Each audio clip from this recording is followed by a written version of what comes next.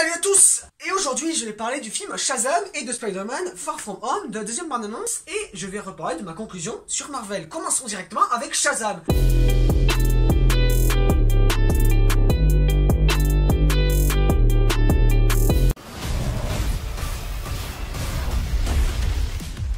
Shazam est le nouveau film de David F. Sandberg, le mec qui a fait Annabelle, que j'ai pas des masses apprécié si vous avez vu ma vidéo sur Conjuring. Shazam, c'est l'histoire de un mec qui trouve une grotte magique, le mec va dire non, il va être méchant, il y a un mec qui va arriver, le mec va dire oui, il va se transformer en super-héros, et les deux, il y aura méchant et gentil, ils vont se combattre sur la gueule. Brièvement, c'est ça, en même temps, je vais pas trop expliquer sans spoiler le film, peut-être faire une partie spoiler, je sais pas. En même temps, cette vidéo, elle est pas écrite, je vous le direct. Shazam est un film moyen, correct et plutôt passable. Alors, j'ai parlé des défauts. Le film est catastrophique sur les points de réalisation, sur le point des acteurs, sur le point de la musique, sur le point du rythme et sur le point des blagues. Je vais décortiquer. Réalisation, je trouve que la réalisation est vide, il tente rien, c'est David F. Sandberg, fallait s'attendre à quoi? Fallait s'attendre à rien. Les blagues, il y a trop de blagues, beaucoup trop, mais j'aimerais revenir après sur le point positif parce que elles sont plutôt drôles à certains moments, quand il n'y en a pas trop, parce qu'il y a certains moments aussi c'est chiant et c'est pas drôle. Je trouve que le jeu d'acteur, je l'ai vu en VF, peut-être c'est mes défauts à moi, peut-être pas les vous l'avez vu en VO, peut-être en VF, ou fermez vos gueules. Mais les acteurs jouent comme des brels, je comprends pas. L'acteur de Bill Baston, c'est un mec de Disney Channel, donc c'est du Disney Channel, on le fait dégager, dégagez-le. Mais là aussi, c'est un point positif, je vais revenir pourquoi. Les musiques, il y a du Queen, et ça m'a énervé parce qu'après Suicide Squad, cette dub que j'ai en poster, je n'en veux plus de Queen, je n'en veux pas. Pourquoi Queen? Il y avait un de Kendrick Lamar dans la bande-annonce.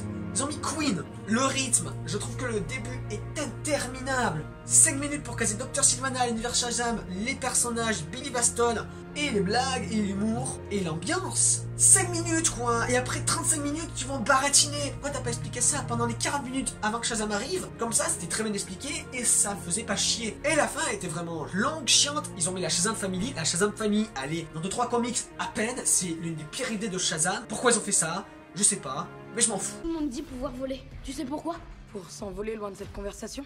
Non, parce qu'un héros, ça vole. Bon, j'ai bien critiqué le film, maintenant je vais parler de ses points positifs. En premier, Zachary Levi est un vrai super-héros, il a la carrure, il a le ton, il a le design, il a l'humour, il a tout pour faire un super-héros excellent dans la bande-annonce. Et dans le film, il est parfait, il est très drôle, à chaque fois qu'il est là, c'est hilarant. En même temps, le milieu du film est excellent, bien rythmé, drôle, bien réalisé, plutôt bien joué. Non, le milieu du film est plutôt drôle. Quand je dis milieu du film, c'est quand il se transforme en premier par Shazam. Et quand je dis le milieu du film se termine, je veux dire quand Dr. Sylvana va attaquer dans la fête foraine. Voilà. Shazam est un vrai super-héros. Je trouve que les blagues, quand il les fait, il y a une blague hilarante avec Shazam et Dr. Sylvana à 2 km. Ils font leur speech de super méchant que tout le monde connaît bien. Hilarant. Juste hilarant. Et c'est un super moment. Le milieu du film, je l'ai bien aimé. C'est pour ça que le film, je veux pas dire qu'il est mauvais, mais je peux pas dire quand même qu'il ne l'est pas.